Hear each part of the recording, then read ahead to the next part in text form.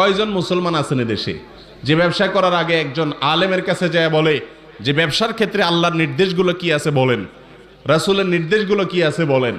উকিলের কাছে ঠিকই যায় দেশে প্রচলিত আইনে কি আছে না আছে, কিভাবে করলে ধরা খাবে কিভাবে করলে ধরা খাবে না, এসব ফাঁক ফোকর জানার চেষ্টা ঠিকই করে কি করে না। কিন্তু আল্লাহর কি নির্দেশ আছে নিষেধ আছে সেগুলোর জানার চেষ্টা নাই। এ হলো অর্ধেক মুসলমান। মসজিদে মুসলমান, মসজিদের বাইরে আর মুসলমান থাকে না। আমার কথা কি বুঝাতে পারছি? এই জন্য আল্লাহ বলেছেন, ও ইমানদারেরা পরিপূর্ণভাবে মুসলমান হও, আদা মুসলমান হয়ে লাভ হবে না। ইসলামের যে মূল 5টা কাজ আছে সেগুলো আমাদের মধ্যে থাকতে হবে। 1 নম্বর বলেছি, আল্লাহ ছাড়া সত্যিকারের কোনো মাবুদ নাই, এই তাওহীদে বিশ্বাস করতে হবে এবং মুহাম্মদ সাল্লাল্লাহু আলাইহি ওয়াসাল্লাম আল্লাহর রাসূল এই কথার মুখে কি দিতে হবে? সাক্ষ্য দিতে হবে। 1। 2 নম্বর, ইসলামের পিলার 5টা মূল কাজ